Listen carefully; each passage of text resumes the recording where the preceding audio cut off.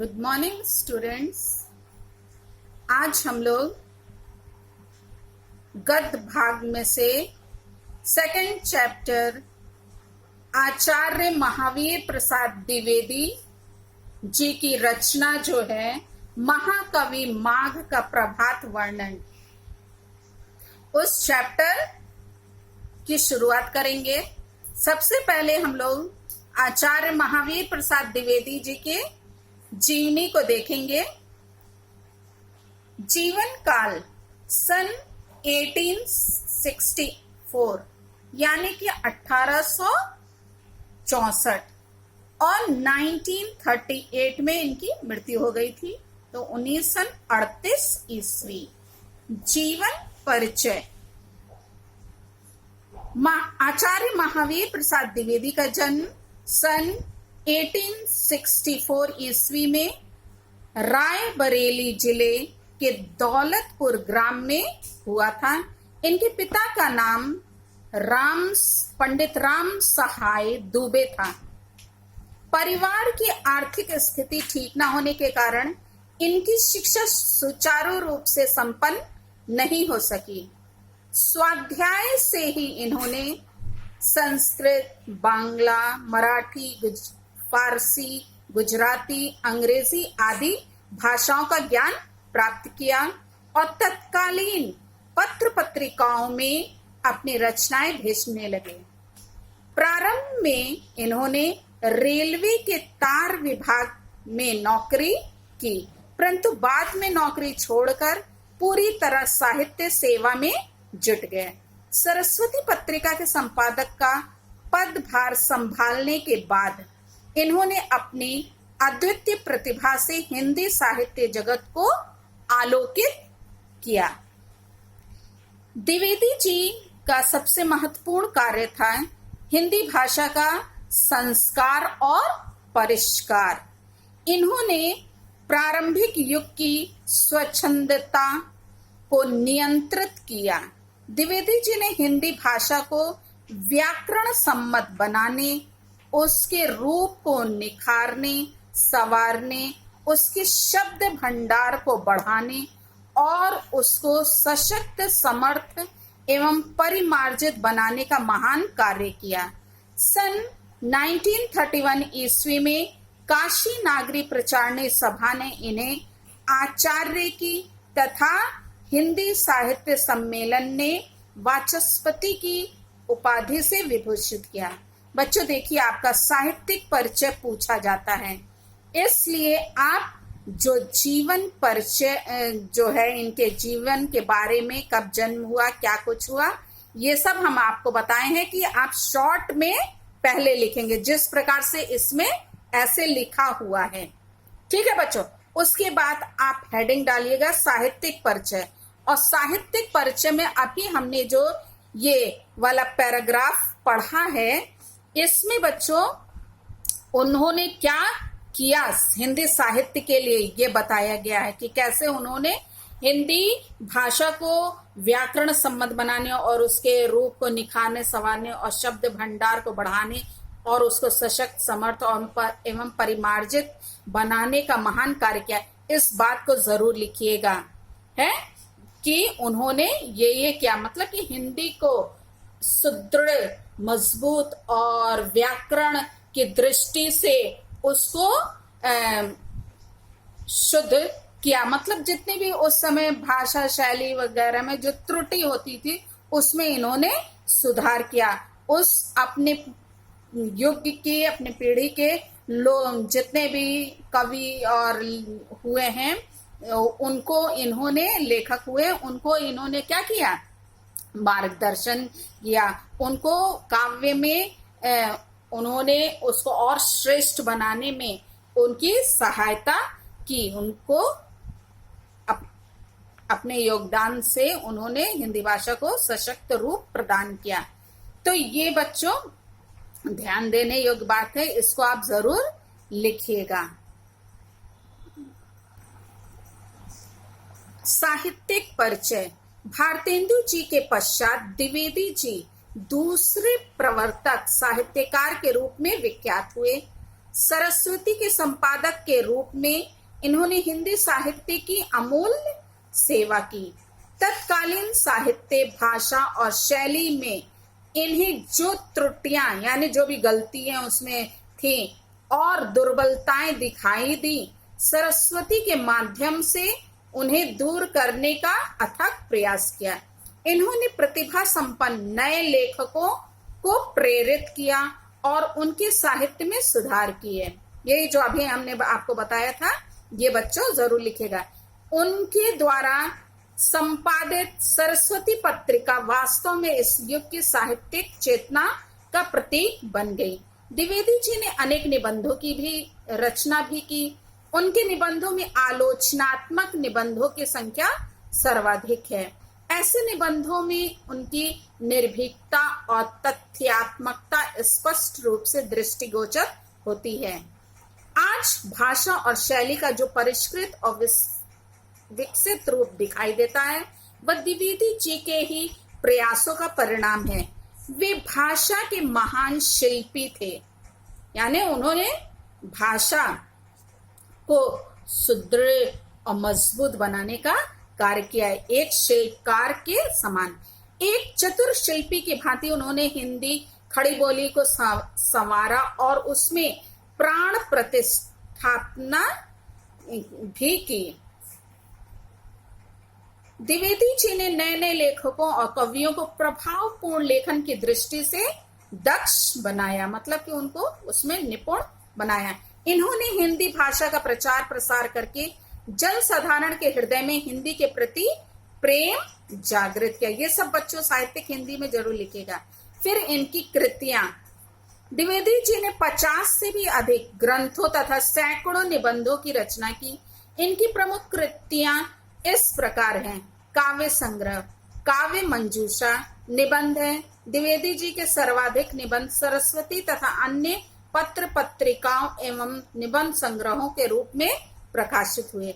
आलोचना, नाट्य शास्त्र, हिंदी नवरत्न, रसज्ञ रंजन, साहित्य सीकर, विचार विमर्श, साहित्य संदर्भ, कालिदास एवं उनकी कविता, कालिदास की निरंकुशता आदि। अनुदित जो रचनाएं हैं: मेघदूत, बेकन विचारमाला, शिक्षा, स्वाधीनता, विचार रत्नावली, कुमार संभव, गंगा लहरी, विनय विनोद, रघुवंश, किरातार्जनीय, हिंदी महाभारत आदि, ये सब अनुदित रचनाएं हैं। विविध, जल चिकित्सा, संपत्ति शास्त्र, वक्तृत्व कला आदि। संपादन, इन्होंने सरस्वती मासिक पत्रिका का संपादन किया है। अब है भाषा शैली। द्विवेदी जी संस्कृत के प्रकांड विद्वान थे, किंतु वे निबंधों में केवल संस्कृत के शब्दों को ही रखने के पक्षपाती नहीं थे। इन्होंने अन्य भाषाओं के लोक प्रचलित शब्दों के प्रयोग को भी महत्व प्रदान किया। द्विवेदी जी की भाषा के विविध रूप दिखाई देते हैं। कहीं उनकी भाषा बोलचाल के बिल्कुल निकट है, तो कहीं शुद्ध साहित्यिक और क्लिष्ट संस्कृतमयी। द्विवेदी जी ने अपनी बात को प्रभावी बनाने तथा विषय की गहराई तक पहुंचने के लिए संस्कृत की सूक्तियों का भी प्रयोग भी किया है। साथ ही लोकोक्तियों मुहावरों से अपनी भाषा का श्रृंगार कर उसे प्रभावशाली बनाया। द्विवेदी जी के अनुसार भाषा का प्रयोग करने में पारंगत थे। इनके आलोचनात्मक निबंधों की भाषा शुद्ध संस्कृत निष्ठ है, तो समसामयिक आलोचनाओं में मिश्रित भाषा का प्रयोग हुआ है। गंभीर तथा विवेचनात्मक निबंधों की भाषा शुद्ध साहित्यिक है, तो भावात्मक निबंधों की भाषा काव्यात्मक एवं अलंकारिक। अब है शैली। द्विवेदी जी ने अपनी रचनाओं में निम्नलिखित शैलियों का प्रयोग किया। भावात्मक शैली। द्विवेदी जी ने भावात्मक शैली में अनेक निबंध लिखे। इनमें विचारों की सरस अभिव्यक्ति हुई है। इस शैली में अनुप्रास की छटा सर्वत्र व्याप्त है। अनुप्रास यानी अनुप्रास अलंकार यानी वर्णों की जिसमें आवृत्ति होती है। कोमल कांत पदावली का प्रयोग इनकी एक अन्य प्रमुख विशेषता है। विचारात्मक शैली।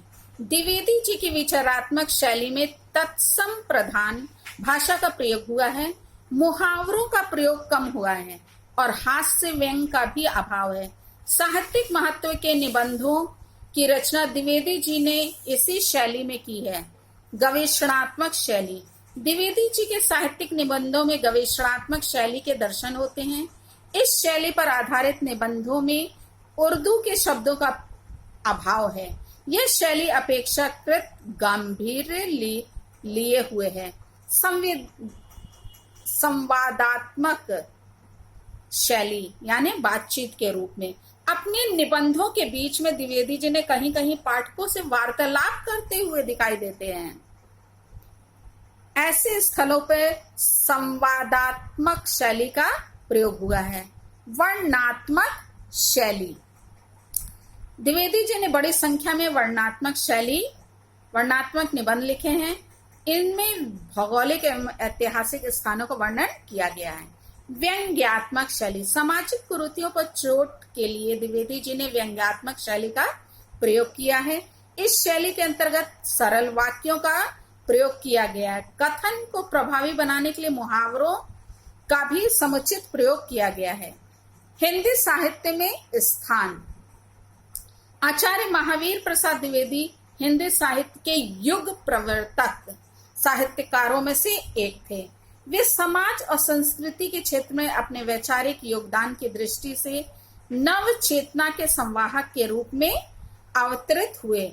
इन्होंने शुद्ध साहित्यिक खड़ी बोली का वास्तविक प्रणेता माना जाता है। खड़ी बोली का इनको बच्चों इनका जो है जी साहित्यिक परिचय आप अपनी फेयर कॉपी में लिख लीजिएगा। इसमें से छांट के ये शैलियों के नाम लिख दीजिएगा।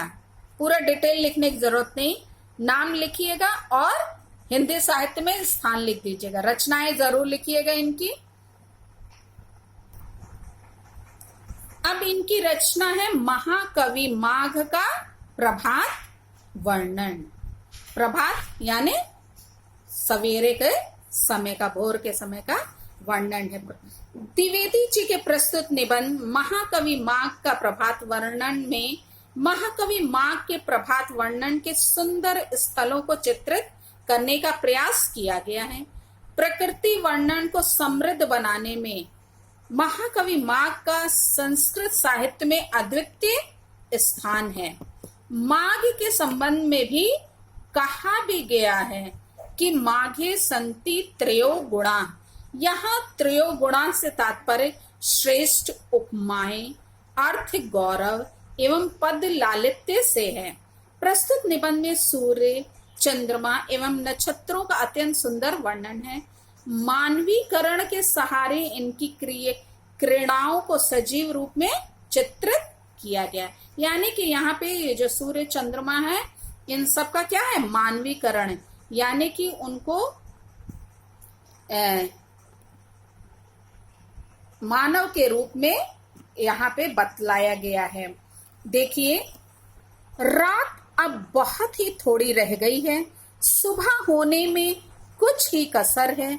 जरा सप्त ऋषि तारा के नाम के तारों को तो देखिए, वे आसमान में लंबे पड़े हुए हैं। आप सबने आकाश में सप्त ऋषि मंडल को देखा होगा। 4 जो है तारे एक जगह ऊपर की ओर होते हैं और उससे नीचे की ओर जो है 3 रहते हैं लटके हुए नीचे की ओर, और उसी के नीचे एक छोटा तारा होता है, उसको बोलते हैं ध्रुव तारा। तो उसी का यहाँ पे वर्णन है बच्चों। तो उनका पिछला भाग तो नीचे की ओर झुका सा है और अगला ऊपर को। वहीं उनके अधोभाग में छोटा सा ध्रुव तारा कुछ कुछ चमक रहा है। आप सब लोग आकाश में देखिएगा ये सप्त ऋषि मंडल को। सप्त ऋषियों का आकार गाड़ी के सदृश है, ऐसी गाड़ी के सदृश जिसका जुआ ऊपर की ओर उठ गया हो। इसी से उनके और ध्रुव तारा के दृश्य को देखकर श्री कृष्ण के बालपन की एक घटना याद आ जाती है। शिशु श्री कृष्ण को मारने के लिए एक बार गाड़ी का रूप बनाकर शक्टासुर नाम का एक दानव उनके पास आया। श्री कृष्ण ने पालने में पड़े खेलते खेलते उसे एक लात मार दी। उसके आघात से उसका अग्रभाग ऊपर को उठ गया और पश्चात भाग यानी पीछे वाला भाग जो है खड़ा ही रह गया। श्री कृष्ण उसके तले आ गए। वही दृश्य इस समय सप्त ऋषियों की अवस्थिति का है। वे तो कुछ उठे हुए से लंबे पड़े हैं, छोटा सा ध्रुव उसके नीचे चमक रहा है। ये जो सप्त ऋषि मंडल और उसके नीचे का ध्रुव तारा है उसको किसके समान बताया है यहाँ पे? जैसे श्री कृष्ण ध्रुव तारा हो और वो शक्टासुर जो गाड़ी के रूप में आया था उसको सप्तऋषि मंडल यहाँ पे बताएं। देखिए, पूर्व दिशा रूपणी स्त्री की प्रभा इस समय बहुत ही भली मालूम होती है। ये प्रभात काल का सवेरे के समय का वर्णन है और पूर्व दिशा को क्या बताया है? एक रूपवती स्त्री के रूप में यहाँ इन्होंने चित्रित किया है। वह हंस सी रही है। वह यह सोचती सी है कि इस चंद्रमा ने जब तक मेरा साथ दिया तब तक यह मेरी संगति में रहा। जब तक यह मेरी संगति में रहा तब तक उदित ही नहीं रहा, इसकी दीप्ति भी खूब बढ़ी। ये प्रभात काल है। अब चंद्रमा जो है वो क्या है? धीमे धीमे अब ये पश्चिम दिशा की ओर अस्त होने जा रहा है। तो उस समय का वर्णन है कि यह किधर है? पश्चिम दिशा में है। तो यहाँ पे ये जो पूर्व दिशा रूपणी जो स्त्री है, जो रूपवती पूर्व दिशा को बताया है, वो क्या है? चंद्रमा को देख करके क्या कर रही है? उसका उपहास या अट्ठास कर रही है, हंसी कर रही है कि वो जब तक उसके साथ था तब तक वो क्या था? दीप्तमान था, यानी चमक रहा था, वो उदित था।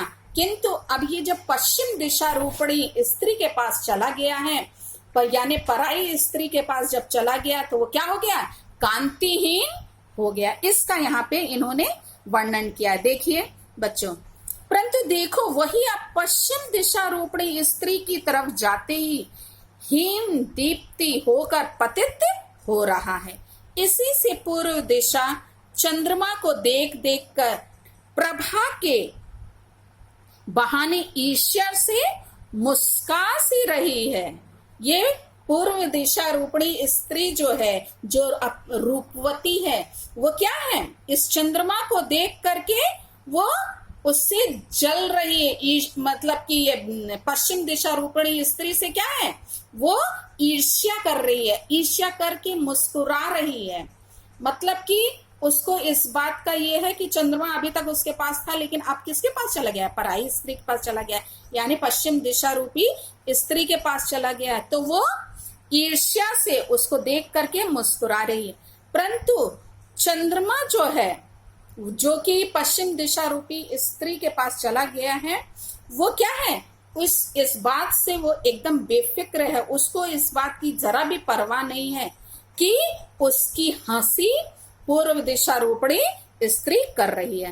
परंतु चंद्रमा को उसके हंसी मजाक की कुछ भी परवाह नहीं। वह अपने ही रंग में मस्त मालूम होता है। अस्त समय होने के कारण उसका बिंब तो लाल है, पर किरणें उसकी पुराने कमल की नाल के कटे हुए टुकड़ों के समान सफेद हैं। स्वयं सफेद होकर भी बिंब की अरुणता के कारण, यानी लाली के कारण, ये वे कुछ कुछ लाल भी हैं। कुमकुम मिश्रित सफेद चंदन के सदृश उसकी लालिमा मिली हुई सफेद किरणों से चंद्रमा पश्चिम दिग्वधु का श्रृंगार कर रहा है। ये क्या कर रहा है? चंद्रमा जो है, जो पश्चिम दिशा रूपणी वधु है, स्त्री जो है, उसका क्या कर रहा है? श्रृंगार कर रहा है। किसके माध्यम से? कुमकुम मिश्रित सफेद चंदन के माध्यम। उसे प्रसन्न करने के लिए उसके मुख पर चंदन का लेप सा समा रहा है। पूर्व दिग्वधु के द्वारा किए उपहास की तरफ उसका ध्यान ही नहीं रहा। यहाँ पे बता रहे हैं कवि, ये जो लेखक जो है वो बता रहे हैं कि ये चंद्रमा जो है वो पूर्व दिशा रूपी जो रूपवती जो स्त्री है उसकी तरफ वो देख भी नहीं रहे हैं, वो उनकी हंसी कर रही है, इसका भी उनको कोई ध्यान नहीं है। बच्चों, इस पैराग्राफ से कई क्वेश्चन बन सकते हैं। जैसे पहला क्वेश्चन बनेगा कि प्रस्तुत पाठ के लेखक का नाम लिखिए। पाठ और लेखक का नाम, तो पाठ का नाम क्या है? महाकवि माघ का प्रभात वर्णन। और इनके लेखक कौन है बच्चों? तो आप लिखेंगे कि आचार्य महावीर प्रसाद द्विवेदी जी हैं। फिर अगला क्वेश्चन बनेगा रेखांकित अंश की व्याख्या कीजिए। मान लीजिए कोई एक लाइन, जैसे पूर्व दिशा रूपणी स्त्री की प्रभा इस समय बहुत ही भली मालूम होती है, वह हंस सी रही है। तो मान लिया ये लाइन अंडरलाइन कर दिया है, तो आप इसकी क्या करेंगे? व्याख्या लिखेंगे। कि क्या लिखेंगे? कि जो रूपवती पूर्व दिशा की उपमा किससे की गई है? एक रूपवती स्त्री है। उपमा देते हुए जो द्विवेदी जी हैं वो कह रहे हैं कि प्रातः काल में पश्चिम की ओर जो है दीप्तिहीन होकर अस्त होते हुआ जो चंद्रमा है उसको देखकर जो है पूर्व दिशा रूपणी जो स्त्री वो क्या कर रही है? अट्ठास कर रही है, हंसी कर रही है, उसका उपहास कर रही है। तो इसको आप इसकी व्याख्या लिख दीजिएगा। फिर क्वेश्चन बन सकता है कि पूर्व लेखक ने पूर्व दिशा को किसकी उपमा दी है? तो किसकी उपमा दी है? एक रूपवती स्त्री की उपमा दी है। फिर नेक्स्ट क्वेश्चन बन सकता है कि पूर्व दिशा रूपी जो स्त्री की व्यंग्यात्मक मुस्कान को देखकर लेखक को क्या प्रतीत हो रहा है? तो पूर्व दिशा रूपी स्त्री की व्यंग्यात्मक मुस्कान को देखकर लेखक को ऐसा प्रतीत हो रहा मानो चंद्रमा का उपहास उड़ाती हुई वह सोच रही है कि उसका साथ छोड़कर जो पश्चिम दिशा रूपी पराई नारी की ओर जाने के कारण चंद्रमा क्या हो गया है? दीप्तिहीन हो गया, कांतिहीन हो, अपनी कांति को वो क्या है? खो बैठा है और अपने अंत की ओर वो क्या है? अग्रसर है। और बच्चों एक और क्वेश्चन इसमें से बन सकता है कि चंद्रमा के संबंध में लेखक ने क्या कहा है? तो चंद्रमा के संबंध में क्या कहा है लेखक ने? कि चंद्रमा पश्चिम दिशा रूपी नारी से मिलने की धुन में हर बात से वो क्या है? लापरवाह लगता है।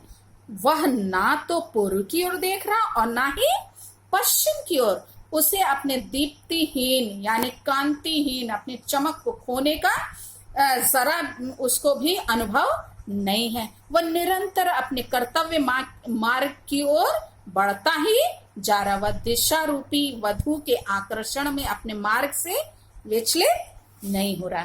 ठीक है बच्चों, तो इसको आप लोग लेसन की रीडिंग कीजिएगा और उसके अर्थ को समझने का प्रयास कीजिएगा जो हमने आपको समझाया। आगे का नेक्स्ट वीडियो में हम लोग पढ़ेंगे।